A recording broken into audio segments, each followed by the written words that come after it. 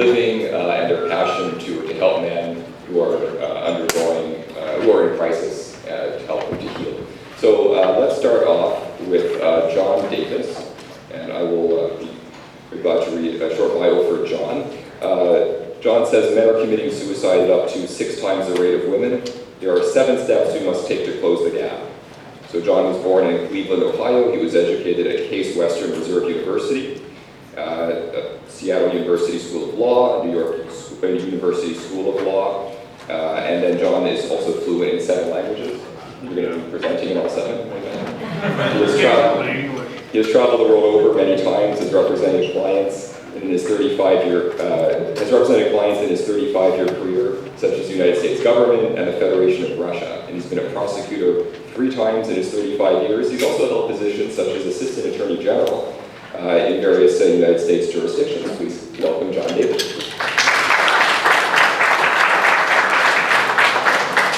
Thank you very much. Since we're pressed for time this morning, I'll skip preliminaries and get right into things. Suicide is, I think you've seen in the mainstream media, about a 3.5 to 1 problem in terms of a gender gap between men and women. It's actually much worse than that. We'll get into that in a little bit. I'm focused on men committing suicide for almost 35 years, and I'm currently writing a book about it. And I want to share with you some recent developments in neuroscience that apply specifically to men's issues. We don't have time to go into this, but we now have scientific confirmation in the last probably 5 to 10 years from neuroscience, genetics, psychiatry, that depression, which is the principal cause of suicide, is actually a physical illness. It's brain inflammation and the body's reaction to the brain inflammation. You've heard probably that depression is a chemical imbalance in the brain, or what causes that is when our immune system responds to the inflammation in the brain, it produces an enzyme that breaks down all of the chemicals that we need to function on a healthy basis. Rather than go into it because of the shortage of time, I do have a reference for you. It's a new book by Dr. Edward Fulmore. He's eminently qualified to write the book and present the medical science to lay people. He's chairman of psychiatry at the University of Cambridge, and he has laid out the specifics that we don't have time to cover today. So I'll give that to you as a reference. He's backed up. This is no longer speculation or hypothesis or fancy. It's backed up by many, many studies in neuroscience.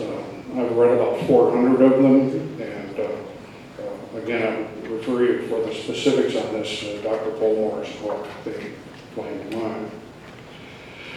When it comes to men, we also have from the field of genetics and molecular psychiatry, recent study in the last year that there are about 44 genomes involved in depression, and depression is by far the most common cause of suicide. In men, those 44 genes react in the exact opposite way as women. Okay? That's a very important scientific discovery. Everybody was suspicious when this report came out. Within a year, there had been over 40 studies done trying to disprove it. They all ended up confirming it. So men are biologically different from women when they're suffering depression.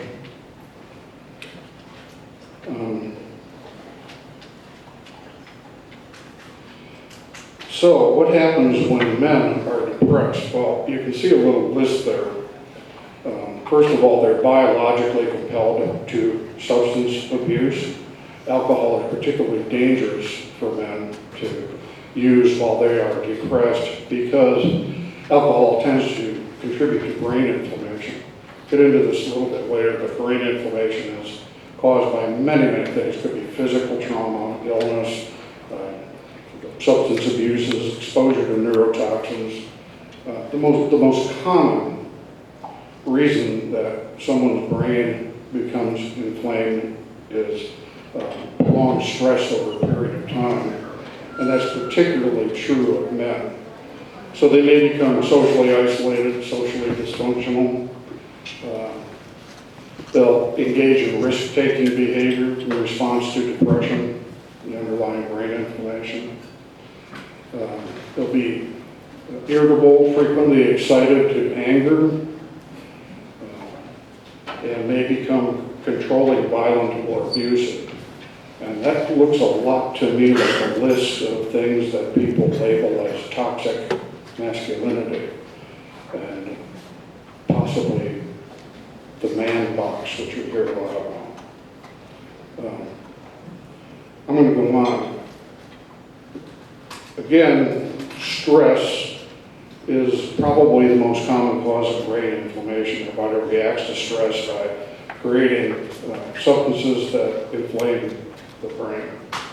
Do you think maybe that men are under stress in our culture?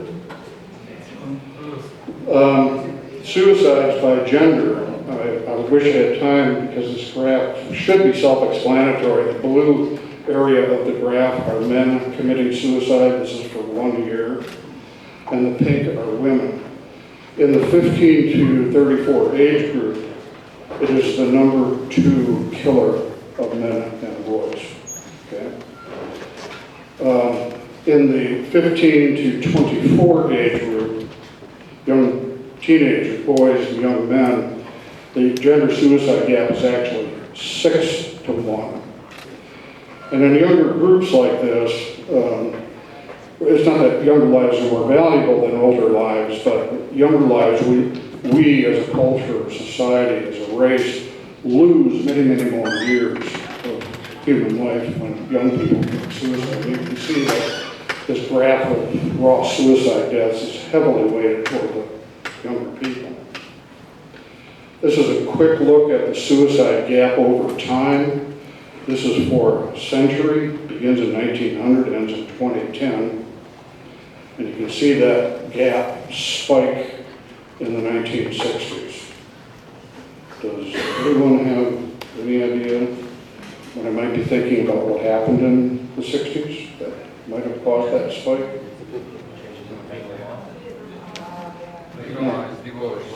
Let's listen to Candace Owens for 1 minute. She hits the nail on the head. We don't have audio.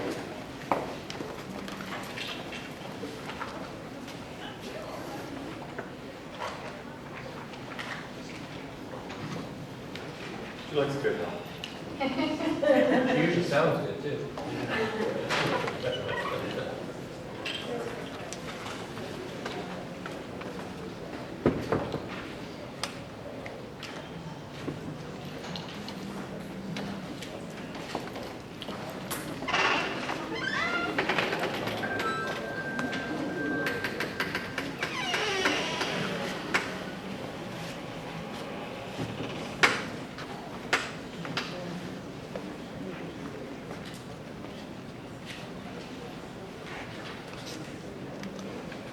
I speak out against feminism because it's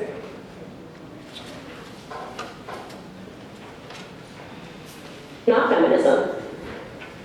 What's happening today is a radical form of a women's movement. The idea that we don't need men, that men are always and constantly, once again, the oppressed versus the oppressor. I have news for people that do identify themselves as feminists. Men are not dropped off by the stork. They are born.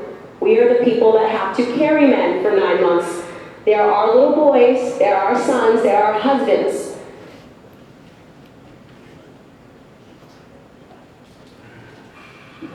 Let's skip it. I speak out against feminism because it's not feminism. What's happening today is a radical form of a women's movement.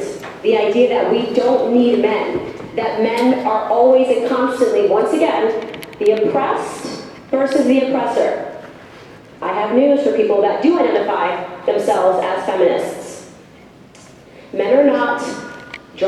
by the stork. They are born. We are the people that have to carry men for 9 months. They are our little boys, they are our sons, they are our husbands. The idea that somebody can live a life in the way that Brett Kavanaugh has lived his life, and to have what has happened to him over these last couple of weeks happen to him should terrify everyone. This country needs due process, but beyond that, this country needs women to find their voices and to fight for our men. Because what is happening right now is a cultural war on men.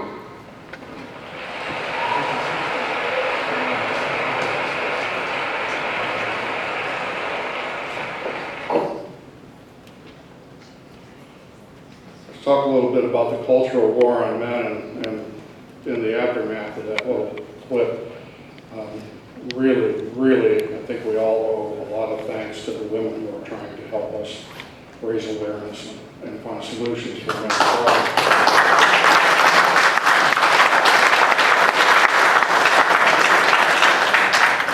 The cultural war on men that Candace is talking about, I think we all know what she was referring to. And it causes relentless stress on men. These able professionals here deal with it on a day by day, hour by hour, minute by minute basis, trying to help men. And it's something we need to address at a much higher level, a political level, and a media level. I'm going to pass through this, but the one picture says, when you constantly tell boys to hate their own gender. And I was alive when we didn't have feminism, and became alarmed and stressed myself over the last 50 years. When you tell boys to hate their own gender, some will eventually take your advice. And I think that has a lot to do with what's behind men's stress, the underlying and resolving depression, and the suicide gender gap. Let's take a quick look at the media political problem that we have. It's very passive aggressive. This is an actual screen clip from the HuffPost titled, "There's been a startling rise in suicide rates in the U.S., particularly for women." Well, if you look at this, the rate for women suicides are about 8 per 100,000. For men, it's 28 per 100,000. But this is a problem particularly for women. Not only that, the graph is accelerating for men faster than it is for women. We really do have a political, public relations, propaganda problem. And that, I believe, is what's driving men into depression. We are silent as the suicide gap between men and women is accelerating 4.5 times overall. That was the last statistics that I took from last year. If men are the privileged class, they're only 40% of college graduates, they're 55% of domestic violence victims, 75% of the homeless, 80% of suicide victims, 95% of workplace deaths, and the suicide rate in the United States now, 22 veteran suicide per day, is 4 times the rate of combat deaths. And then we have forced circumcision. No one will ever tell me that that does not cause trauma for boys. I'm going to skip through that quickly. Okay, this touches, I'm going to go through this quickly because this touches on Siobhan Maier's talk this afternoon about force to penetrate issues. And this book was written by Dr. Miriam Denoff. She's currently a professor at McGill University. She wrote this as her doctoral thesis at Cambridge in 2000, and she came to the conclusion that female sex offending is far more common than we're willing to admit as a culture. Now these are according to gender-neutral studies, and there have been very few gender-neutral studies done. The United States did its first gender-neutral study in 2013. According to that study, 50% of boys will have been sexually assaulted by the time they are 18 years old. Dr. Blair Stemple at UCLA Law School meta-analyzed the federal data from that gender-neutral study, found that 95% of the perpetrators of sexual assault of boys were female, blowing away all the stereotypes. You'll hear all kinds of figures, and they're distorted figures from gender-specific studies. Take the gender-neutral ones, and the fact is that men and women are sexually assaulted in equal numbers in any given year. That's a huge stereotype to pierce through. And that's a huge problem for boys and men. Boys don't even recognize that they have a history of sexual assault because it's rarely explored in any professions or institutions or anywhere else. And Dr. Laird Stempel's study was in 2016. Again, and I don't want to dwell on this because I think Siobhan Weir is going to cover it. But more than 50% of male survivors of sexual assault, and there are over 1 million a year, report suicidal thoughts. Over 20% attempt suicide. We need to start addressing this problem in a way that's specific to men and boys and helpful to men and boys. I'm going to really breeze through this. Depression comes on a very broad scale. Some depression you can treat with antidepressants. Antidepressants are only effective statistically about 20 to 25% of the time. If the physician addresses the underlying brain inflammation in depression, the antidepressant's efficacy goes from 20 to 25% to over 75%. That's sometimes just giving anti-inflammatory medicine with the antidepressants. And I really don't have the time to get into this. This is more in these other area of these other distinguished professionals, so I'm going to let them cover it. And in suicide, critical suicide, we now have the ability to block the enzyme that's destroying the neurotransmitters in the brain that destruction causes depression. And men do not respond well in depression to cognitive therapy, traditional therapy. They do respond to something called situational distress therapy, which was developed for AIDS patients, and is much more effective in treating them. Move on. So I've got a list of 7 things, and I'm just going to breeze through them. I'm sure you all know the thoughts. First, stop the media war on men and boys. I've just appalled over the last 50 years how I've seen how men and false stereotypes are exploited in Hollywood, television, and in the news stories. Stop the war on men and boys in institutions. I think one of the reasons that we have a concentration of suicide in the younger age groups is those are the age groups where men and boys have the most contact with our institutions. Our institutions are now, designed to promote misandry, gynocentrism, and androphobia. We need to stop them. Stop female sex predators from abusing men and boys. I think we need to begin prosecuting or addressing the problem as vigorously and zealously as we went after men for the reciprocal. We need to fund medical research for depression in men. These new scientific discoveries are well known among the experts, but not well known among the general medical community or the psychotherapy community. We need research and dissemination of the information widely. Give men the reproductive rights. I don't want to put the chart up here, but when men are alienated from their children or a spouse, even in divorce, major factor in depression, doubles the probability of depression. So we need to give men their reproductive rights. The last one is stop lawmakers and judges from destroying men. After 35 years as a trial lawyer, the worst enemies that men have are male judges. I'm going to tell you that right now. But the whole system is geared to destroy men. They're very valid studies that show that men receive 67% higher sentences than women for the exact same crimes. We need to stop that on all levels and in all categories.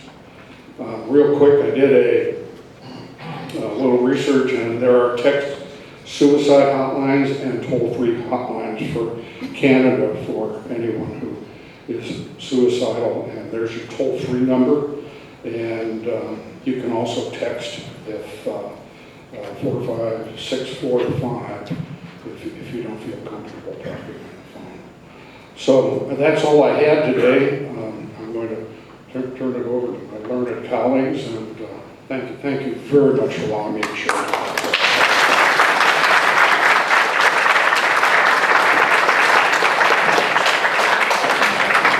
Introduction to Eric. Eric Peary is a registered psychotherapist at the College of Registered Psychotherapists of Ontario, and he's a certified sex addiction therapist with the International Institute for Trauma and Addiction Professionals. He holds a master's degree in psychotherapy and a Bachelor of Commerce, and he opened Men Therapy Toronto, counseling and psychotherapy services for men with the intention of making psychotherapy accessible to men. So he's a perfect guest to address today's topic. Eric.